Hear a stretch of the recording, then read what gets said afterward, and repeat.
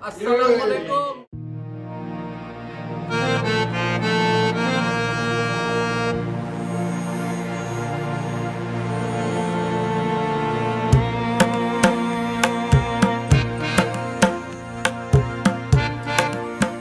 Ma'asyiral muslimin, jamaah salat isya, salat tarawih, dan nantinya kita akan melakukan salat witir jamaah Masjid Al-Fat Belakasa. Insyaallah kita semuanya senantiasa dirahmati dan diberkahi oleh Allah Subhanahu wa taala. Alhamdulillah, syukurillah, kita bersyukur pada Allah taala kita telah memasuki hari yang kedua untuk melaksanakan salat tarawih. Mudah-mudahan ibadah puasa kita tadi siang dan ibadah salat malam kita senantiasa diterima dan mendapatkan keridhaan Allah Subhanahu wa taala. Salawat dan salam marilah kita sampaikan kepada junjungan kecintaan kita Nabi besar Nabi Muhammad sallallahu alaihi wasallam beserta keluarga, sahabat kita sebagai ummah dan pengikutnya. Harapan kita kelak nanti di yaumil qiyamah kita semuanya berhak mendapatkan syafaatul uzma, syafaat yang khusus yang Allah berikan pada junjungan kita untuk menyelamatkan kita semua,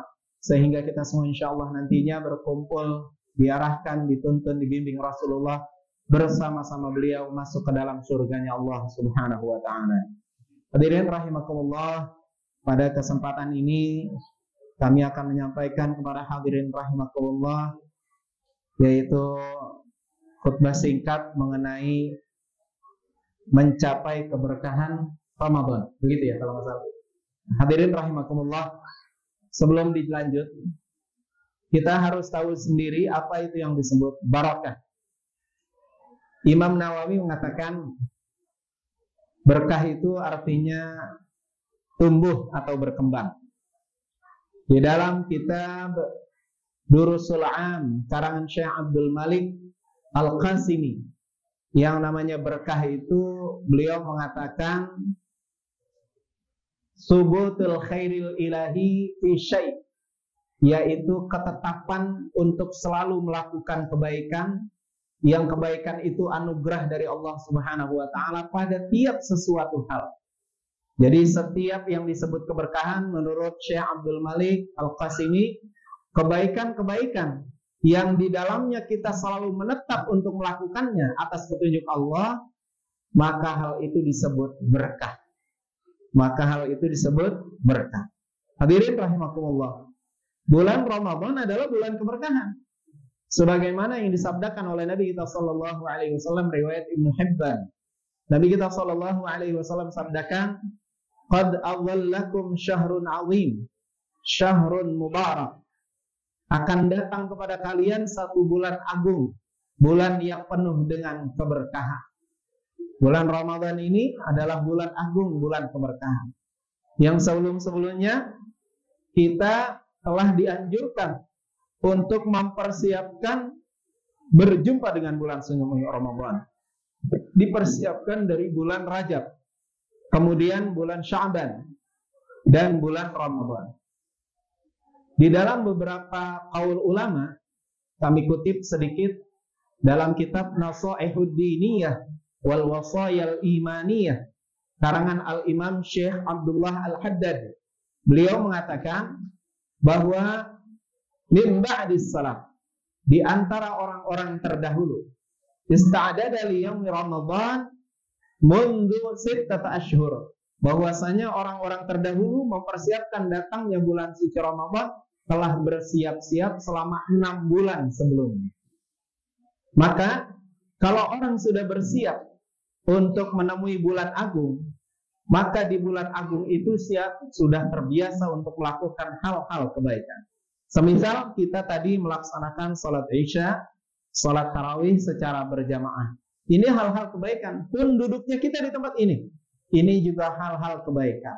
Orang yang selalu senantiasa melakukan kebaikan, dia telah mendapatkan keberkahan. Dia telah mendapatkan keberkahan. Hadirin rahimakumullah, yang namanya berkah itu banyak. Berkah dari ilmu, berkah dari umur, berkah dari harta, dan macam-macam keberkahan. Saya akan menyampaikan sedikit saja berkah tentang umur, berkah tentang harta, berkah tentang ilmu. Hadirin rahimakumullah, kita akan melihat sejarah Al-Imam Abi Zakaria Yahya bin Syaraf An-Nawawi Ad-Dimashqi. Beliau adalah seorang tokoh ilmu hadis terkemuka bermadzhab Imam Syafi'i. Beliau ketika meninggal dunia usianya hanya 43 tahun. Tapi karya-karya beliau begitu banyak. Zaman dahulu belum ada komputer, mesin tik, dan lain sebagainya. Jadi menulis kitab itu dengan tangan, dengan tulisan tangan.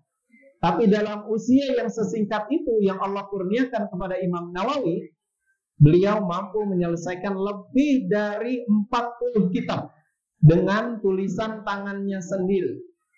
Dan beliau dikasih keberkahan umur oleh Allah Subhanahu wa taala, dalam seusia tersebut bisa mengarang kitab yang tebal-tebal dan besar-besar.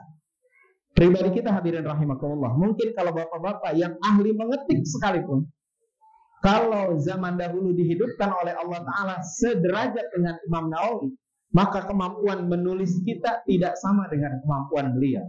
Beliau sudah diberkahi umurnya oleh Allah Ta'ala, sehingga mampu dengan usia yang hanya 43 tahun menyelesaikan beberapa puluhan kitab.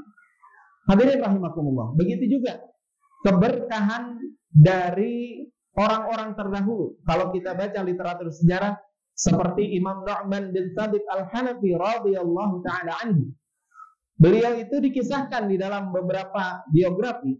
Imam Hanafi itu mengkhatamkan Al-Quran selama bulan suci Ramadan di dalam salatnya 90 kali khataman. Dan di luar salatnya beliau mengkhatamkan Al-Quran sebanyak 60 kali khataman. Kalau secara logika kita, secara akal kita, bagaimana orang bisa mengkhatamkan 90 kali ditambah dengan 60 kali sehingga berjumlah 150 kali khataman dalam satu bulan? Itu sangat-sangat tidak mungkin. Tapi ternyata Allah berikan keberkahan pada beliau sehingga beliau dikurniakan oleh Allah Ta'ala untuk dapat menyelesaikan khataman-khataman Al-Quran. Hadirin rahimakumullah. Begitu juga tentang harta, hadirin. Kalau kita memiliki harta yang berkah, maka orang yang memiliki harta yang berkah tidak akan pernah merasa sedikit pun ketakutan dengan harta yang disumbangkan di jalan Allah. Karena seorang mukmin mengetahui dengan pasti bahwa harta yang disumbangkan itu bukan berkurang, tetapi hakikatnya bertambah. Sebagaimana disabdakan Nabi kita sallallahu alaihi wasallam riwayat Imam Tirmidzi, "Ma naqasat malun min shadaqah bal yazdad bal yazdad bal yazdad." Harta yang disedekahkan tidak akan berkurang, bahkan akan bertambah, bertambah dan bertambah. Begitu juga dengan ilmu. Ilmu yang diberkahi oleh Allah Subhanahu wa taala, sekalipun orang itu sudah meninggal dunia, ilmu itu tetap dilanjutkan oleh muridnya. Muridnya mengajarkan lagi kepada muridnya, sehingga dari guru yang awal sehingga muridnya dan beberapa generasi selanjutnya dapat menikmati ilmu dari guru yang satu. Itu namanya keberkahan, dan ilmu itu tetap manfaat bagi murid-muridnya. Seperti kita sekarang, masyarakat muslimin, kita membaca kitab-kitab. Seperti di sini ada kajian yang dilaksanakan di Masjid Al-Fatih Kasa oleh guru-guru kita. Mereka mengkaji kitab-kitab. Ada yang namanya Al-Fiqhu ala Madhahib Al-Arba'ah, fikih 4 madhab. Ada yang namanya kitab Riyadhus Shalihin. Ada kitab Jawabul Kafi. Itu adalah ulama yang mengarangnya, yang menyusunnya. Dan kitab-kitab tersebut sampai sekarang masih bermanfaat, dibaca dan dikaji oleh berbagai macam ustaz, sehingga ilmu dari guru yang satu yang mengarang kitab-kitab tersebut tersampaikan kepada umat. Ini adalah keberkahan dari segi ilmu. Hadirin rahimakumullah, di dalam bulan yang penuh dengan keberkahan ini, jangan sampai disia-siakan oleh kita. Hadirin rahimakumullah, orang kalau sudah dikasih keberkahan oleh Allah disia-siakan, orang itu sangat merugi. Dalam sebuah hadis Nabi kita sallallahu alaihi wasallam, malaikat Jibril alaihissalam mendatangi Nabi kita sallallahu alaihi wasallam. Ketika didatangi, Nabi kita sallallahu alaihi wasallam diajak dialog oleh malaikat Jibril. Ya Muhammad, man adraka Ramadan wa lam yaghfar lahu ab'adahu Allah. Qul amin.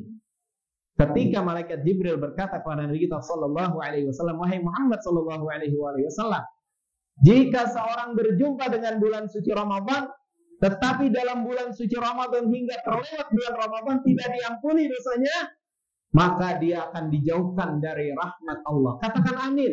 Fakultu, maka Nabi menjawab perkataannya malaikat Jibril, amin, amin.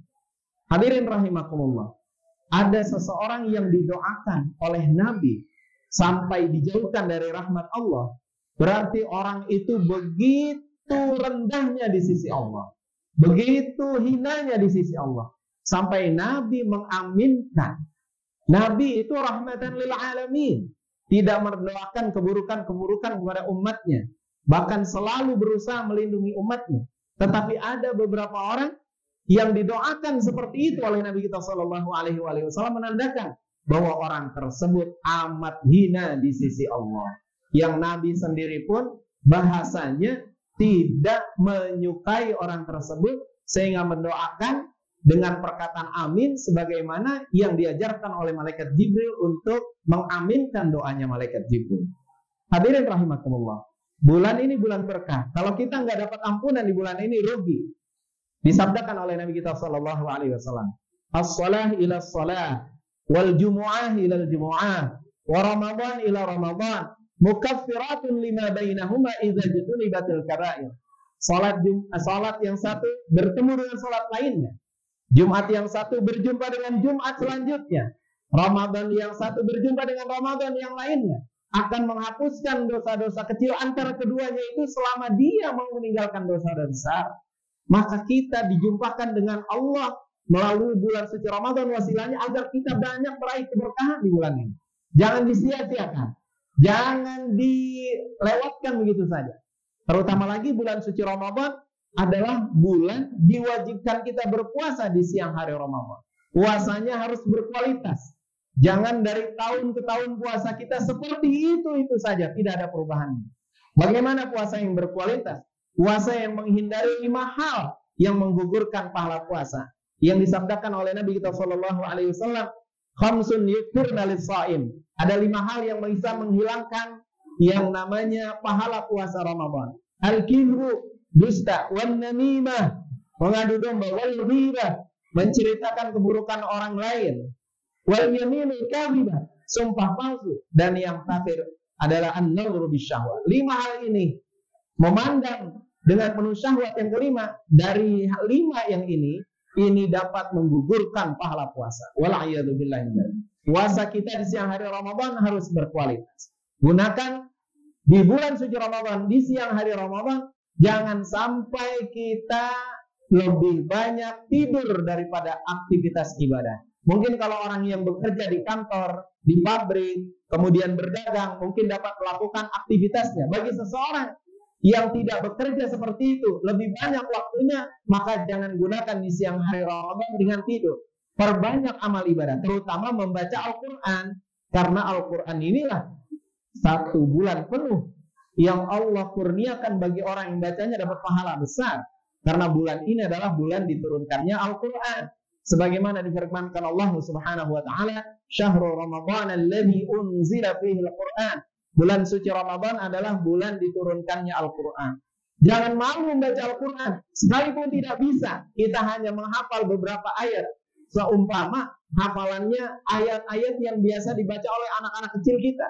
Mulai dari surah Al-Fatihah, mulai dari surah Al-Ikhlas, Al-Mu'awwidzatain, Qul a'udzu birabbil falaq, Qul a'udzu birabbin nas. Kalau kita masih mampunya baca seperti itu, baca karena Allah. Kalau bisa kita belajar baca sehingga kita bisa menghatamkan Al-Quran dari awal surah sampai akhir surah. Jangan disia-siakan, ma'asyiral muslimin. Jangan membaca Al-Quran disia-siakan. Mohon maaf, banyak orang membeli Al-Quran dijadikan mas kawin, tetapi setelah diberikan mas kawin itu tidak pernah dibacanya. Wal'iyadzubillahi min dzalik. Hadirin rahimakumullah. Orang yang pandai membaca Al-Quran di bulan dengan penuh keberkahan ini, pahalanya besar. Al-mahiru bil Quran ma'as safaratil kiramil bararah. Orang yang pandai membaca Al-Quran nanti disederajatkan kedudukannya dengan malaikat-malaikat safarah. Malaikat safarah itu malaikat-malaikat yang di atas malaikat biasa. malaikat-malaikat yang memiliki kedudukan yang mulia. Mereka ini akan disejajarkan posisinya dengan orang yang pandai membaca Al-Quran, yang membacanya karena Allah. Walladzi yaqra'ul Qur'an wa yatata'atu wa 'alaihi syaq lahu ajran. Dan bagi orang yang membaca Al-Quran tapi terbata-bata, bisa dia membaca Al-Quran tapi terbata-bata karena mungkin membacanya dalam ilmu tajwid belum sempurna. Dia membacanya terbata-bata, tetap dia mendapatkan dua pahala. Pahala membaca dan pahala berjiwa kesungguhan yang membaca Al-Quran. Jangan disia-siakan. Nah, hadirin rahimakumullah, apabila kita sudah mendapati bulan penuh dengan keberkahan, dan begitu banyak keberkahan yang Allah kurniakan kepada kita umat Nabi Muhammad SAW, dan kita tidak sia-siakan, mulai dari ibadah siangnya puasa, kemudian membaca Al-Quran, memperbanyak zikir, kemudian qiyamul lail, yang kita lakukan itu semuanya dengan penuh keimanan, keikhlasan, maka kita bersesuaian dengan sabda Nabi kita SAW, man shama ramadhana wa qamahu imanan wa ihtisaban ghufira lahu ma taqaddama min dhanbi.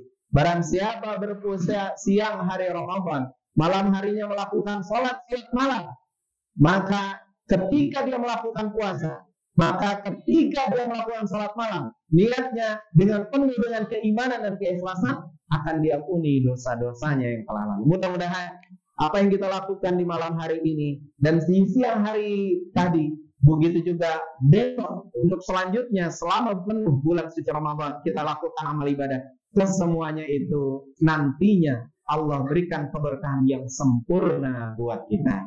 Kalau kita sudah mendapatkan keberkahan, insya Allah dosa-dosa kita akan diampuni oleh Allah Subhanahu wa Ta'ala. Hadirin, demikian yang kiranya yang bisa kami sampaikan, mudah-mudahan ada manfaatnya buat kami dan kepada hadirin sekalian. Jazakumullahu khairan katsiran, ahsanal jazaa. Assalamualaikum warahmatullahi wabarakatuh.